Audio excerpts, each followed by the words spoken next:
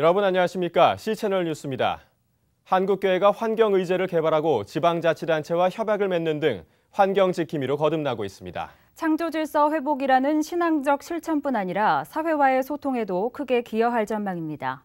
이인창 기자의 보도입니다. 시판 중인 형광등은 과거 백열종구에 비해 10,000배 이상 소비 전력을 적게 소모합니다.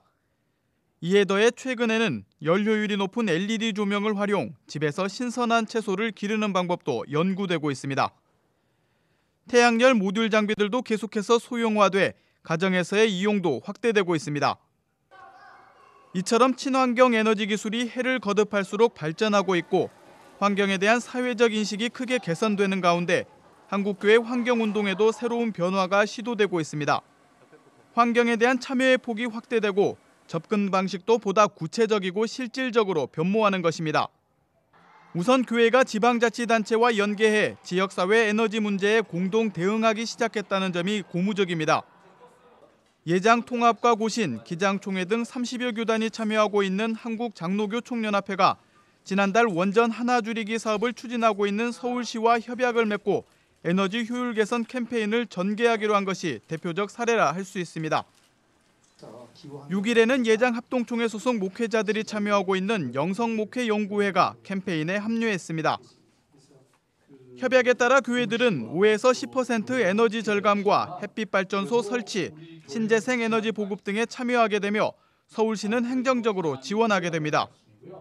공동의 노력으로 에너지 절약은 물론 온실가스 저감 효과로 기후변화에 대응할 수 있습니다. 2014년 내년까지 원전 하나 분량만큼을 우리가 줄여보자는 겁니다. 그러니까 에너지를 줄일 거는 줄이고 또 이런 태양광이나 지열 같은 걸 활용해보자. 앞으로도 일회성 단체가 행사가 아닌 교계, 기독교계와 연대를 해서 이 그리는 큰 사역을 잘 이루어 나갈 수 있기를 부탁을 드립니다. 환경 문제에 대한 한국교회의 또 다른 변화는 환경의제를 구체적이고 실질적으로 다루고 있다는 데 있습니다. 가장 눈에 띄는 사례는 지난해 출범한 핵없는 세상을 위한 한국그리스도인연대. 27개 기독교계 기관과 단체가 참여하고 있는 핵없는 세상을 위한 한국그리스도인연대는 핵과 신앙은 양립할 수 없다는 신앙 선언을 발표하며 탈핵운동을 본격화했습니다. 또 국제연대 강화, 공동행동의 날, 교단 청원운동 등 실질적인 활동을 펼친다는 계획이어서 향후 활동이 주목되고 있습니다.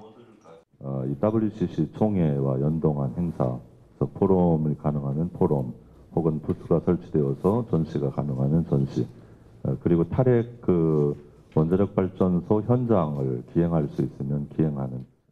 이와 함께 일선 교회들의 피해가 적지 않았던 전력 피크제 문제에도 한국교회가 공동 대응에 나섰고 각종 토론회와 한전과의 협의, 100개 교회 에너지 절약 캠페인 등을 추진했습니다. 그 노력으로 한전은 교회의 우려를 검토해 개선된 제도를 내놓겠다는 입장을 이끌어내기도 했습니다. 한국교회 환경운동은 한국기독교교회협의회를 비롯한 예장통합, 기장, 기감, 기독교 환경운동연대 등 일부 교단, 단체들이 중심이 돼 전개해 왔습니다. 이제는 더 많은 교단과 단체가 환경운동에 참여하고 있고 그 방식도 선언적 차원을 넘어서 실천적 단계로 진입하면서 그 성과에 대한 기대도 높아지고 있습니다. C채널 뉴스 이인창입니다. 한국교회가 서울시와 협약을 맺고 서울시 내에 100개의 도서관을 짓기로 했습니다. 사회적 신뢰를 회복하고 이웃과 호흡하려는 한국교회의 노력이 이어지고 있습니다. 곽영신 기자의 보도입니다. 교회 교육관 한층 전체에 책이 빼곡히 들어찼습니다. 신앙서적을 비롯해 문학, 어린이, 자기개발서까지 종류도 다양합니다. 깔끔하게 정리된 열람실과 세미나실도 조성돼 책을 읽고 공부하기에 딱 알맞은 환경입니다. 이곳은 서울 종로구 중앙성결교회에 개관한 청파도서관. 한국교회연합과 서울시가 함께 진행하는 행복한 작은 도서관 만들기 프로젝트의 첫 번째 결실입니다.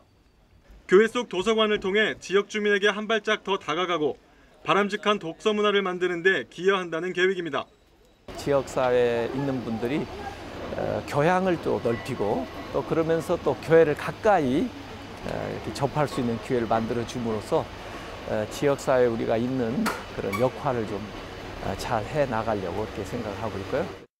이 지역이요, 저희 도서관 밖에는 없습니다. 이 사실 언덕이잖아요. 그래서 아마도 다른 여기 지역 주민분들이 도서관을 이용하기가 쉽지 않으셨을 텐데 아마 이 교회를 통하여서 많은 분들이 이곳을 찾아주시고. 한교회과 서울시는 6일 작은 도서관을 활성화시키기 위한 업무 협약을 맺고 올해 안에 한교연 소속 교회에 도서관 100개를 개관하기로 했습니다. 서울시 25개 자치구별로 4개 교회씩을 지정해 서울시 전체에 걸어서 10분이면 도착할 수 있는 도서관들을 만든다는 겁니다. 서울시는 각 교회에 도서관 설치와 운영에 대한 컨설팅을 지원하고 도서관 운영 프로그램, 운영 인력 교육도 제공해 주기로 했습니다. 교회는 도서관 조성을 위한 장소와 재원, 인력을 부담하고 성도들의 기부와 민간 후원을 통해 장소를 마련하기로 했습니다. 중앙성결교회 역시 지금은 성도들이 기증한 책이 2천여 권에 불과하지만 더 많은 기증과 후원을 받아 2만 권으로 늘리고 지역 주민들과 호흡하는 다양한 프로그램도 운영할 예정입니다. 청소년들은 저기 옆에서 공부방 아이들 진행하려고 하고요. 청년들은 스터디룸을 대여해서 함께 북스터디하고 소통할 수 있는 장을 열어주고요. 그리고 성인분들도 저희가 책공이라고요. 책 읽는 공동체 만들어서 북스터디를 진행하려고 계획 중에 있습니다.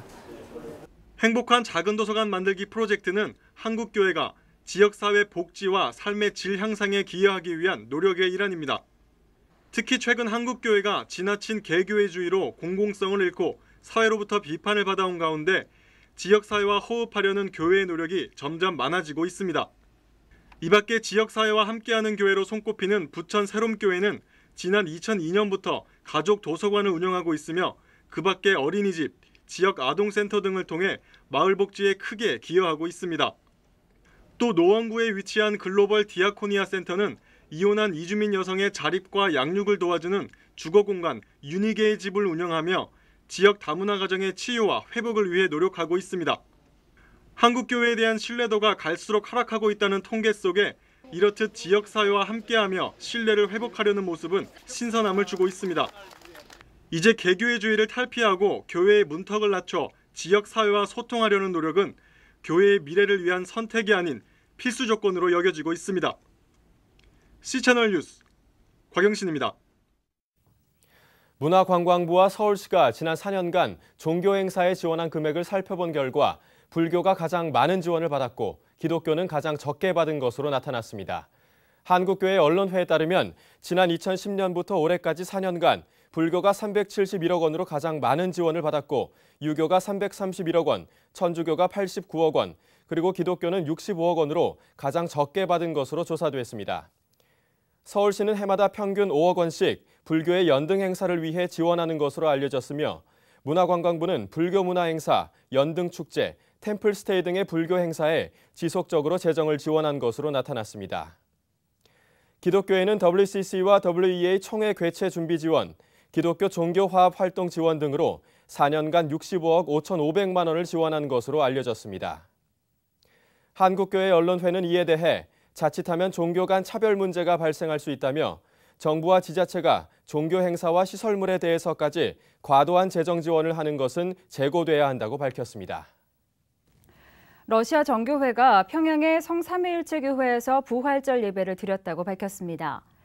러시아 소리방송은 지난 5일 평양 남부구역의 성삼위일체 교회에서 부활절 예배를 드렸다며 북한 정교회 초청으로 평양에 온 블라디보스토크와 연해주 주교관고 알렉시 사반스키 성직자가 집례했다고 보도했습니다. 방송은 또 모스크바와 상트페테스부르크, 칼루가 등 러시아에서 온 교인들이 참석했으며 교회 행진도 진행됐다고 전했습니다. 러시아 정교회는 그레고리역을 사용하는 개신교 가톨릭 교회와는 달리 고대 로마 시대의 율리우스력을 사용하고 있어 부활절 예배가 13일 정도 차이가 나고 있습니다. 한편 평양 정교회는 지난 2002년 8월 북한 김정일 위원장이 러시아 블라디보스토크를 방문했을 때 정교회 전통 성화인 이콘을 선물받고 평양의 정교회 성당을 건립해 보관하겠다고 약속한 후 건립된 것으로 전해지고 있습니다. 정부가 개성공단에 대한 전력 공급량을 평소의 10분의 1 이하로 대폭 축소했습니다. 하지만 단전과 단수는 하지 않는 쪽으로 결정하고 협상의 여지를 남긴 것으로 전해지고 있습니다. 김영석 통일부 대변인은 6일 정례 브리핑에서 현재 개성공단에는 조명 등을 사용할 수 있는 아주 최소한의 전력이 공급되고 있다고 밝혔습니다. 정부는 현재 개성공단의 공장과 설비의 가동이 전면 중단되면서 약 1000kW 이하의 전력을 공급하고 있는 것으로 전해졌습니다. 그동안 우리 정부는 경기도 문산 변전소를 거쳐 개성공단 내에 있는 평화변전소에 하루 10만 kW의 전력을 보내왔습니다. 이 전력은 개성공단에 주로 공급됐지만 일부 개성 주민들에게도 혜택이 돌아갔던 것으로 알려졌습니다. 한편 정부는 우리 측 잔류 인원이 무사 귀환한 뒤 개성공단의 상황을 검토해 단전과 단수 등의 사후 조치를 결정한다는 입장이었지만 단전, 단수는 일단 하지 않는 쪽으로 가닥을 잡은 것으로 전해졌습니다. 부모의 학력 차이가 자녀의 사교육비 차이로 이어지는 이른바 학력 대물림 현상이 심화되고 있는 것으로 나타났습니다. 한국은행과 통계청이 최근 조사한 바에 따르면 저학력 가정의 가구와 고학력 가정의 가구가 자녀를 위해 쓰는 사교육비의 격차는 최근 10년 사이 3배에서 10배 이상으로 확대된 것으로 나타났습니다. 가장의 학력이 중졸 이하인 전국 2인 이상 가구의 월 평균 사교육비는 2012년 26,825원으로 조사됐습니다. 이는 약 10년 전인 2003년 48,008원에 비해 44.12%나 줄어든 금액입니다. 이에 반해 가장의 학력이 대졸 이상인 가구의 경우 월 평균 사교육비가 2012년 27만 9,022원으로 17만 1,932원으로 조사된 2003년에 비교하면 62.3%나 늘어난 금액입니다. 이처럼 저학력 가구의 사교육비는 줄어들고 고학력 가구의 사교육비가 늘어나면서 사교육비 격차는 지난해 10배까지 확대된 것으로 조사됐습니다. 한편 사교육 걱정 없는 세상은 이러한 사교육비의 격차가 교육의 격차로 이어지는 이른바 학력 대물림 현상을 방지하기 위해 선행학습 금지법 제정을 촉구하고 있습니다. 여의도 순복음교회가 개최하는 초교파 청년집회 2013 606 전국 청년대회가 오는 6월 6일 연세대학교에서 개최될 예정입니다. 이번 대회는 더 홀리 스피릿 에이스라는 주제와 소명이라는 부제 아래 진행될 계획이며 그동안 집회 형식으로 진행했던 틀에서 벗어나 사회 각 분야의 크리스천 멘토 8명이 청년들을 위한 강의를 진행할 계획입니다. 강사로 나설 여의도 순복음교회 이영호 목사는 취업, 스펙, 결혼 등으로 많은 어려움을 겪고 있는 청년들을 볼 때마다 가슴이 아프다며 이번 대회를 통해 청년들이 하나님이 주신 소명을 보다 구체적으로 확인받는 시간이 됐으면 좋겠다고 말했습니다. 이번 대회에는 12,000여 명가량의 청년들이 모일 것으로 예상되며 주최 측은 오는 5월 12일부터 대회를 위한 21일 다니엘 기도회를 실시할 예정입니다. 이 밖의 뉴스와 날씨를 전해드립니다. 2년마다 개최해온 성서한국 전국대회가 오는 8월 가치, 하나님 나라와 청년 공동체를 주제로 연세대 원주 캠퍼스에서 열립니다. 3박 4일 동안 전체 집회와 조별 성경연구, 사회선교단체 박람회 등이 진행됩니다. WCC 총회 한국준비위 기획위원회가 오는 10일 세 번째 기획마당을 진행합니다. 신학교육, 봉사, 다종교에서의 복음 증언을 주제로 WCC 9차 총회에서 정리된 개념 문서들을 다루게 됩니다. 총신대학교가 신관 리모델링을 기념해 콘서트홀 개관 음악제를 진행하고 있습니다. 음악제는 5월 3일부터 6월 20일까지 10차례 계속되며 이 기간 지역 내 문화 소외계층들을 초청할 예정입니다. 청어람 아카데미가 전쟁과 평화, 우리는 왜 평화가 불편한가를 주제로 북토크 콘서트를 갖습니다. 10일 열릴 토크 콘서트에는 분쟁 지역 평화운동가 개척자들 송강호 대표와 청어람 아카데미 양희송 대표가 함께합니다. 날씨입니다. 봄이라기보다는 초여름에 가까운 날씨입니다. 기온이 많이 올랐는데요. 앞으로도 기온이 4, 5도 정도 더 올라 반팔 차림도 가능하겠습니다. 하지만 낮 기온이 오르면서 내륙 지방을 중심으로 낮과 밤의 기온차가 10도 이상 크게 벌어지겠으니 건강관리에 유의하시기 바랍니다. 아침 기온은 서울, 대구 12도를 기록하겠습니다. 낮 최고 기온은 서울 25도, 대전은 26도까지 오르겠습니다. 바다의 물결은 남해 동부 앞바다에서 3m까지 일겠습니다. 주간 날씨입니다. 어버이날인 수요일까지는 완연한 봄 날씨가 이어지겠습니다. 목요일과 금요일 사이에는 전국에 비가 내릴 전망입니다. 뉴스를 마칩니다. 시청해주신 여러분 고맙습니다.